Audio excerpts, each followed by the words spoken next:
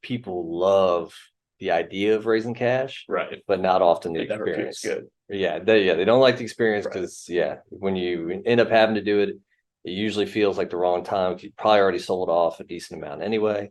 And then number one, you're fighting the market, Right. when you do that. And that's just, It's tough. it's tough. Market timing is very tough, but there are times to do it. I mean, there's times when the market goes down 50%, and like if you can get out 20% down, that's a win.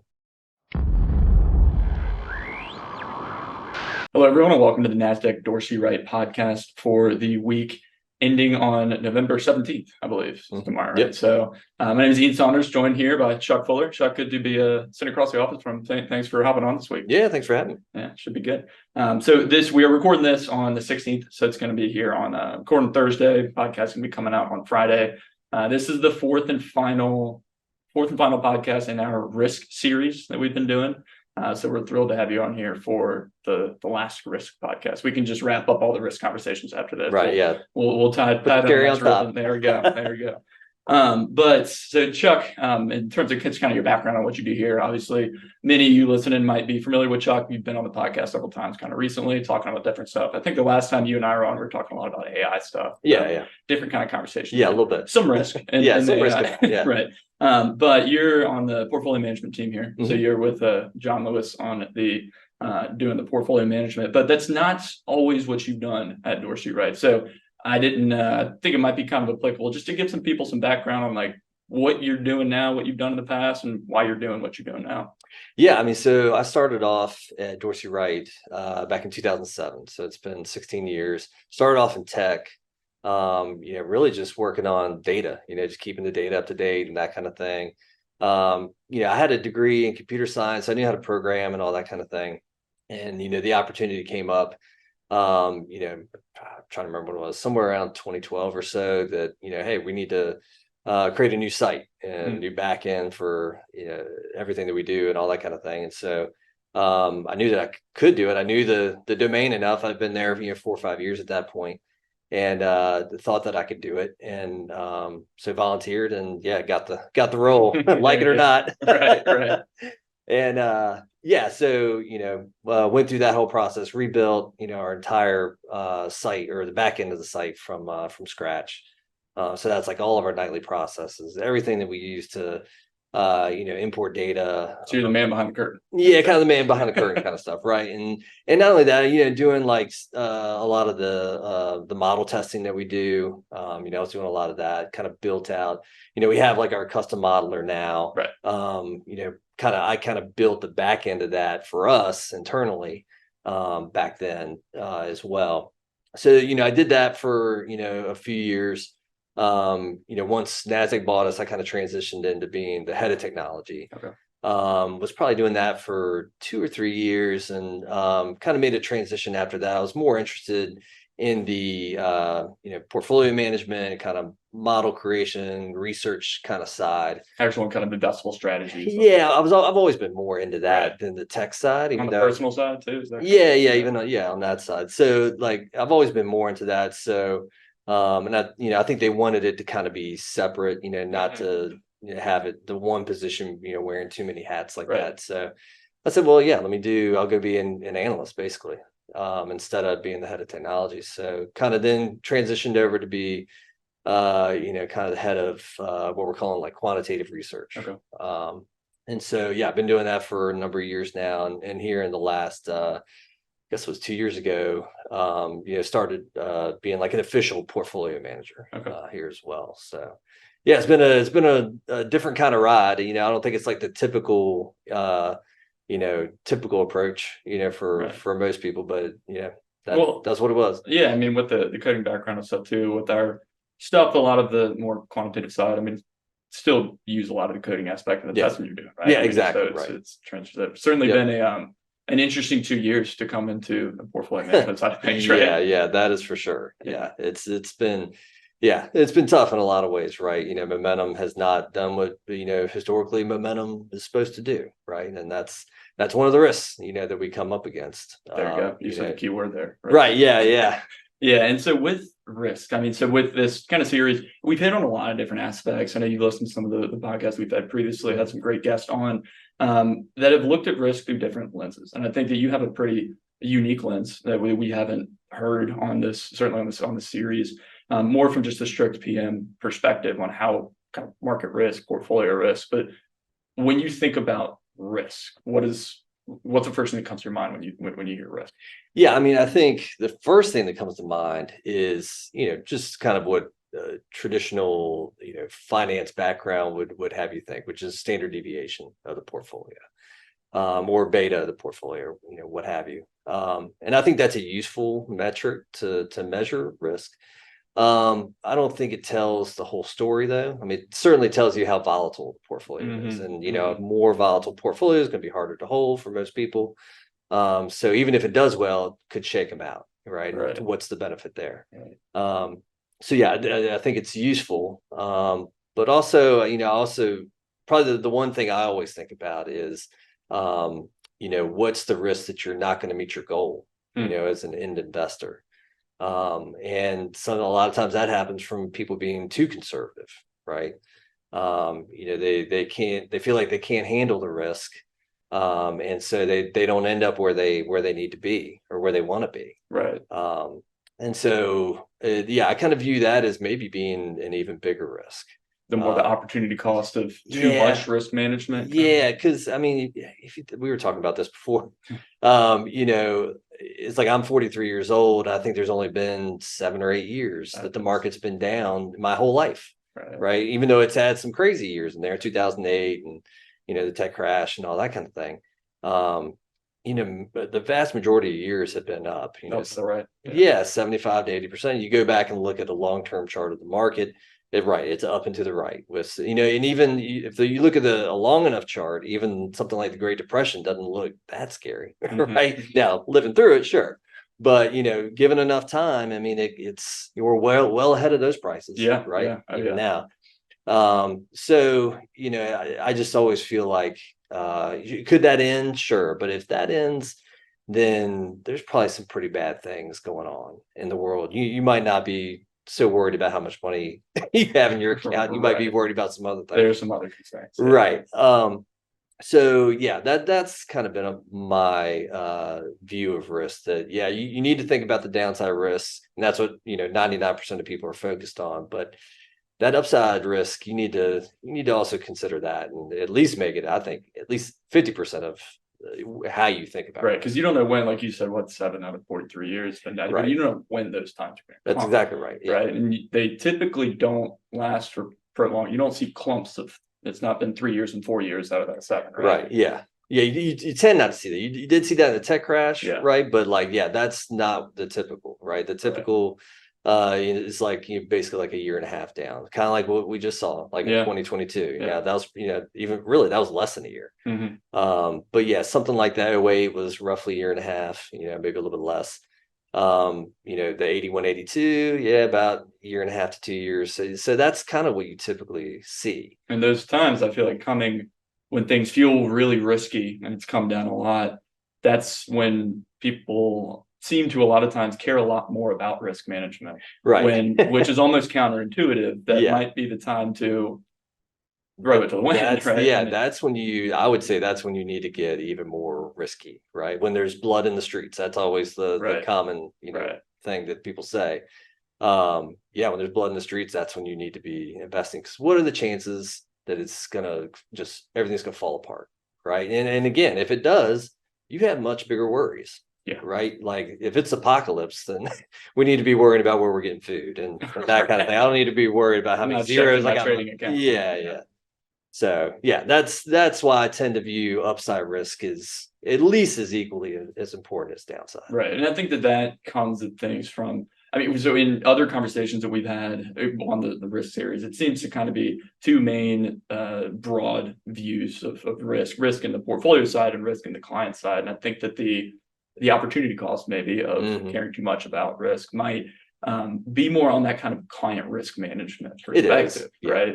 To kind of help clients if they have an end goal that they want to reach, they need to know how to get there and what it's going to feel like potentially to get there, right? It's not always up and to the right. I mean, but it is. Exactly. And let's be honest here, most people can't stomach even a 10% decline, right? We get all kinds of calls when there's even a 10% decline in the market, and that should be happening every year, roughly. We hit 10% and this past just went straight up, right? Yeah. Right. And that's the thing, that the market's designed to do that. It's the buck and bronco, right? It's trying to buck you off. And for a lot of people, that 10% is going to do it, right? And for it'll not do it long enough to make you think that, okay, whoa, 10% down, we're good. When enough people start thinking that, too many times in a row, well, that's when we'll go down 20 or 30 or whatever. So you got to be mindful of that too, right? You can't not say the downside. Too many false signals, you're going to end up. Right. Yeah. Downside risk does matter. But yeah, more often than not, when you get a signal like that, it's time to take on some more risk. And that doesn't mean you got to go crazy with it and, lever up, to the gills. But it would be nice. You're right. Yeah. Right. In hindsight. Sure. In hindsight. Yeah. But even if you've got a guy who's he's a conservative income investor, if you can just get him up to be a moderate income investor for off that bottom, right? Just something like that, it can, I think, drastically change the terminal wealth that the guy ends up with, or girl. That's a tough conversation to have at that time. It's counterintuitive, but I mean, at the end of the day too, that's why clients hire. That's exactly right. I mean, that to me, that is like exactly why an advisor is so good for people, because left to their own devices, they are going to sell at the wrong time. They're going to buy at the wrong time, because AI chatbots are not telling people. Right. Yeah. The market wants you to get in at the wrong time and wants you to get out at the wrong time. Right. There's an old quote, it's designed to frustrate the most amount of people it can, the most amount of the time. Right. And that's its whole goal. Because otherwise, then everybody makes money, but yet that can't happen. The world don't work like that. The world don't work like that, right? Everything gets arbitraged away in those kind of scenarios where everybody's making money. So you mentioned in looking at, you said you mentioned in looking at kind of those environments that might be opportune to look away from the risk management side and look more toward that kind of opportunity cost, the risk of missing out, really. You mentioned signals there. So when you're looking at kind of tracking risk tools, I mean, we have a lot of different tools and stuff on our platform, but there's a lot of tools and technical analysis. I mean, you have CMT and CFA, so you've looked at all the tools, right? Yeah, I know a lot of them. Right. So when you're looking at tools to track risk, I guess first, before you kind of get into managing it, you mentioned standard deviation might not always be the kind of the best option to go with, just to track standard deviation every time. What other kind of stuff are you looking at? Yeah, I mean, if we're talking about indicators and we're talking about kind of the situation where when is a market in a more opportune time to put money to work versus not. I think one of the key types of indicators that we have are these participation indicators, right? So, BPMYC is the big one, that we've talked about for years, and that's still a key one. I tend to like the SPX ones just because they're more in tune with the S&P. So what does that stuff look? Yeah, so that depending on which one you're looking at. So the something like the BPMYC, it's looking at the percentage of stocks trading on the New York Stock Exchange. They're on a point figure buy signal, right? So they've gone above some level of resistance on the chart, and so when you see those fluctuate, now they're going to fluctuate between 0 and 100. 100 would mean, hey, everything's on a buy signal. 0 means nothing's on a buy signal. And what you tend to see is when something like that gets low and reverses up, it tends to be a good signal. It all depends on which one you're looking at, and we got a bunch of them. But yeah, with something like the BPMYC, when it gets below 30 or so, and you see reverse up, that tends to be a good signal. Pinpoint and kind of washout environment. Yeah, it says that, hey, you got all these stocks that are on sell signals. There's just less kindling, for the fire to burn on. Right. So there's more chances that, especially once you see reversal up, that things are going to tend to be good. And that's what we see when we do a bunch of kind of forward return studies and that type of thing. usually when you've gotten beat up like that, you look out, a year, you're up, 20% or so, and that's like, double what the market does in any average period. Yeah. And I think a lot of these, in looking at these indicators, and they've moved around a lot over the past 18 months, even, right? And a lot of the conversations we've had with advisors and seeing maybe the BP bullish percent for the S&P gets down into single digit territory, right? Just because it's at 8%, doesn't mean it can't hit 6. Doesn't mean it can't hit 4. And I think the point you hit on is looking for that reversal. It's on the chart. It doesn't look like it can go down much, but those moves, they hurt a lot, right? They do. And what I would say is that pain increases exponentially as you move down, right? Even though opportunity also increases exponentially on the eventual move up, the pain can be unbelievable. Because everyone wants to pinpoint that exact value. Exactly. And so I think me and you were looking at this not too long ago, where we were looking at, I think it was the TWSPX, which is the percentage of stocks within the S&P that are above their 10-week or 50-day moving average, right? And we were looking at it around the COVID bottom. And that's pretty near-term focused, right? Yeah. Something like it moves around more. Yeah. It's not for like a long-term thing. But when you see it, it doesn't get super washed out very often. Right. And when you do see it reverse up from, like with that one, I would say if it gets below 10 and reverses up, that tends to be a good signal. Now in this case, talking about the pain as you go down, I don't have it right in front of me, so I can't remember the exact number, but it's something like it gets to, like 1. And you look at the date that it was there, and it's like early March or kind of early to mid March, maybe like, I don't know, March 12th, 13th, 16th, 2020, somewhere in there. We know that the bottom was the 23rd of March, and there was a whole lot of pain. And granted, maybe it was only a week and a half or so of pain. It was remarkable pain. It was rough. Yeah, you're talking about, days you're going down 10%. And a volatile weekend. Oh, unbelievable. Yeah, you had up moves that were crazy, down moves that were crazy. Those intraday swings are wild. Oh, yeah. And that kind of risk environment too, I think kind of goes back to the first part that you were saying, that if you're trying to pinpoint stuff in that kind of environment, I mean, that is a very difficult game to play. Yeah, to me, and this is kind of my own personal thing, but like if you see volatility up that high, you don't try to pinpoint something. That is, just a recipe for danger. Right. So you have the breadth indications that you're kind of looking at as kind of pinpointing extreme in market environments. But still, you mentioned, don't always want to focus on volatility, but still helpful to use in conjunction, right? So when you're looking at volatility and kind of standard deviation moves within there, I mean, it's still helpful to use, but not as the sole. Yeah, definitely not as a sole. Okay. I mean, to me, I wouldn't, unless it's like through the roof, right? You've got the VIX up at 80, that kind of thing. Like, otherwise, I think you can kind of play those games, but you just got to be careful and know that, hey, trying to pinpoint something is fraught with risk. Right. So, and it's that kind of, when most of the stuff that we do, and certainly whether it's on the research side or the more actual strategy side of things, I mean, it's process oriented, right? It's process. You don't want to be, those bottoms are not the time to be deciding your process. Right. Exactly. Right. You need to have the game plan set up well before and that. Stick to it. And I think that's a really difficult thing a lot of times in those environments, because that's why you have that's when you want to tear it up and throw it out the window, go all cash, and just telling you all these sit there and twiddle the thumbs, right? Yeah, but there's a huge amount of risk in that too, right? I mean, that's kind of the upside risk, right? Like just getting out completely. Imagine you did that on March 23rd, right? That's 2020. That's when it felt the worst. I remember that day. I remember sweating bullets, right? Like I wanted to get out, but I knew oh my gosh, there's going to be so much opportunity eventually. Yeah. Didn't know exactly how it was going to play out, but knew we should get a run up from there. And luckily we did. But yeah, and then that there's, thousands, if not millions of people who did sell out everything right there. And who knows when they came back. Right. I know people who never came back. Right. They've been sitting now.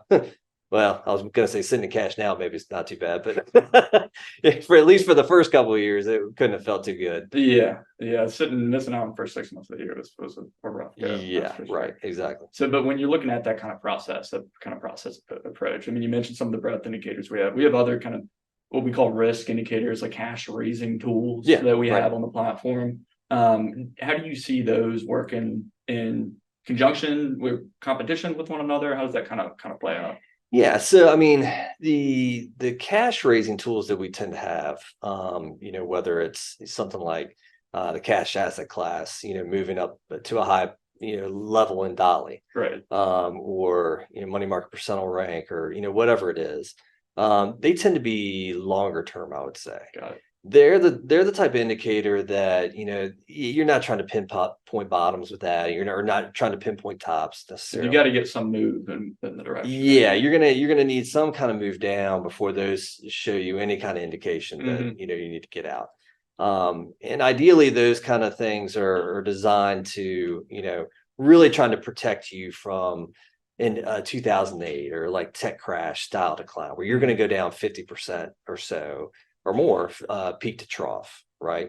When you get something like that, even if you have to wait 20% to go down before you get that signal, it's still good, right? It's still a good signal. You missed out on the other 30%, let's say. Right. Right. So it's not a bad deal to wait. And the benefit of that is that you don't get, if we can make it more sensitive, right? But then you get whipped or whipsawed a lot, trying to make it more sensitive. Right. Because the thing is with everybody wants an indicator that tells you when the top's going to be, Yeah. right? Which It is the hardest thing that there is. Like I'm sitting here telling you that, like, getting in at bottoms, you can use these participation indicators, and when they reverse up from low field position, jump in, right? You would think that, oh, well, maybe it works the other way at the top. When if they're up at intuition would lead you to believe. the intuition would lead you to believe that, hey, if they're up at 80 and they reverse down, that hey, it's time to go to cash, They right? can't go that much higher. It can't go that much higher.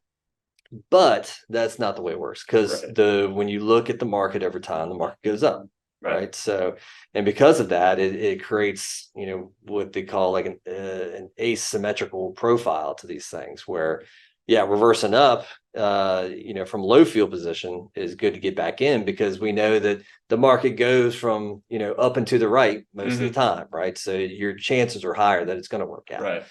Versus trying to get out of something that goes up and to the right. That's tough. Yeah, you're fighting the trend always. Yeah.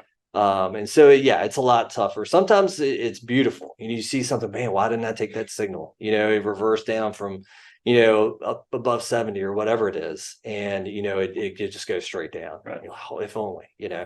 But more often than not, it's a process of, we a lot of times what you see is some kind of sector rotation happening. That's kind of what causes a reversal down in those indicators, is, one leader kind of passes the baton to another. Yeah. And so, it's not, and you can see it on any of these charts. More often than not, it goes up to a high field position and kind of just hangs out for a little while, maybe comes down a little bit, but it takes some time for it to actually go coast to coast the other way, more often than not. Yeah. And in the meantime, even though the indicator's steadily going down, the index is steadily going up. Right. And that's what you're missing out on if you just go to cash too early. Right. And when you're looking at that kind of the move off of some of those tops, I mean, especially if you get an environment that the market's been going up for so long, it can, you want to be the one to make the right call. Oh yeah. You want to be the one to pick you want to get that right. Yeah. But to your point earlier about opportunity cost, I mean,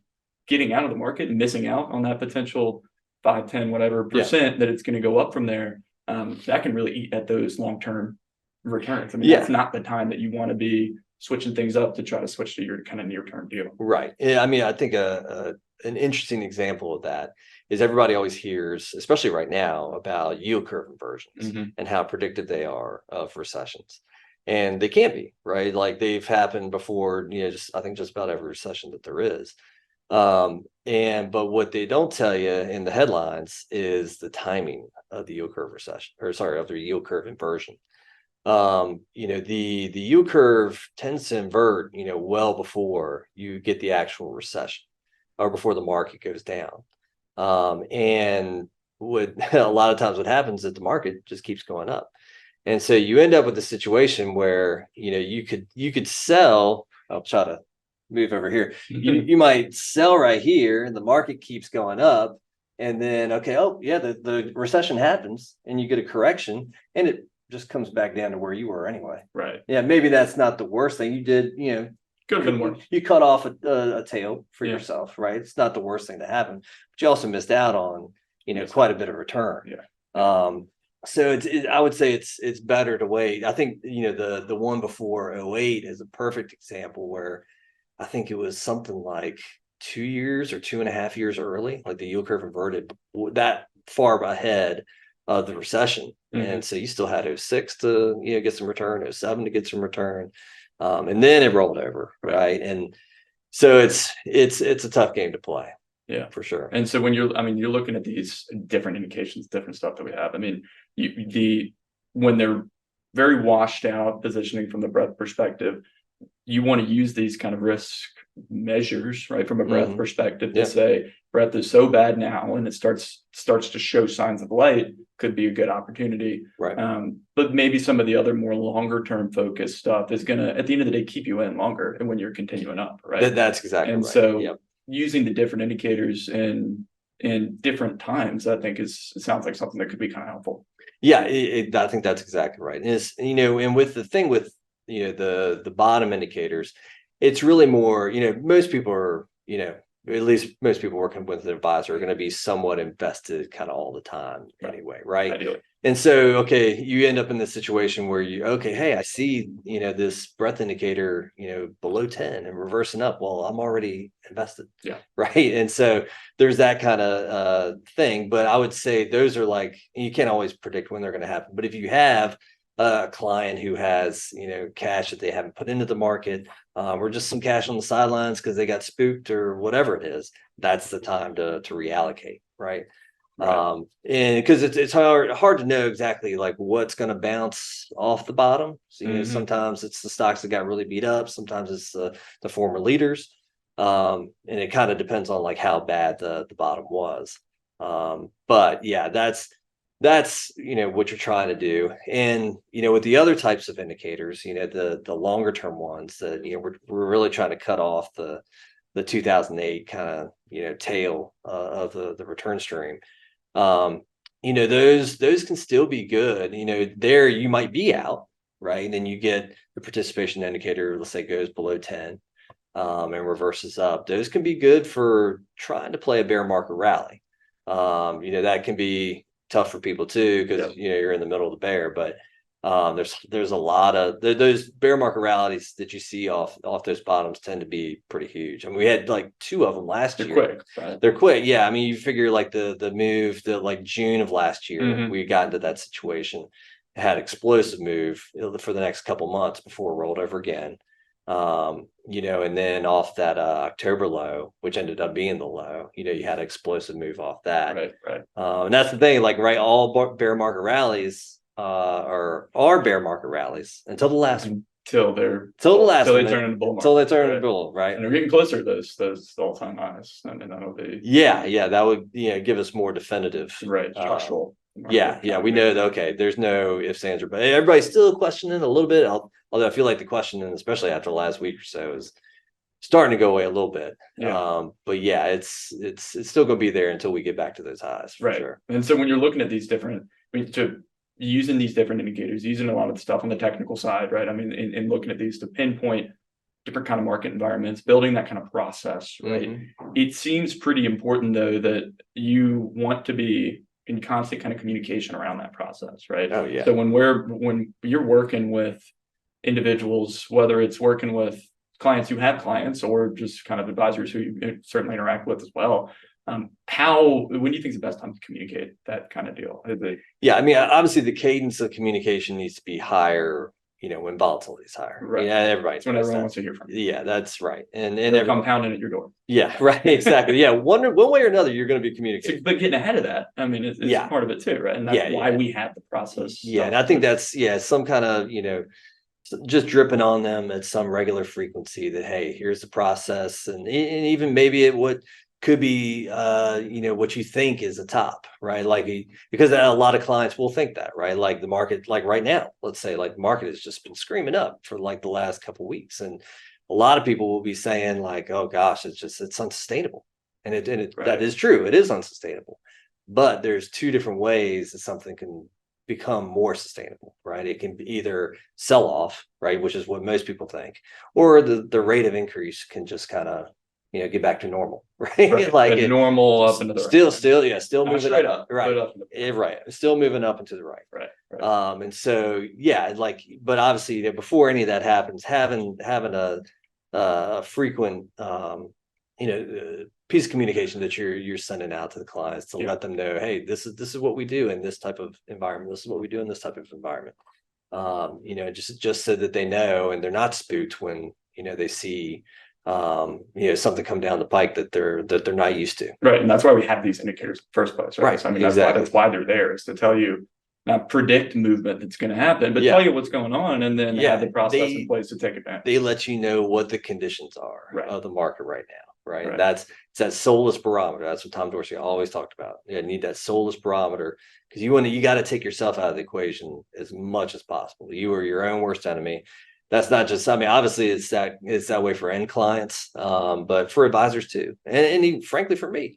Right. Like, I've been doing this a long time, but like, I'm not like emotionless. Right. Like, you get into one of those situations, and if I don't have the indicator, I know I'm going to be second guessing every little thing. Right. And so you got to keep yourself away from doing that. Yeah. That's soulless barometer. Yep.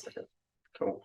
Well, I think with that, Chuck, I mean, we've hit on a lot of different kind of aspects of risk in general, more kind of market oriented risk. I think that's kind of helpful perspective to have. You've seen, I mean, certainly market's shown a lot of different moves throughout the past couple of years, but it's a lot of different, every environment's a little bit unique. So having that kind of same process throughout seems to be kind of important, something that's going to weather different storms. Exactly. Right. Yeah.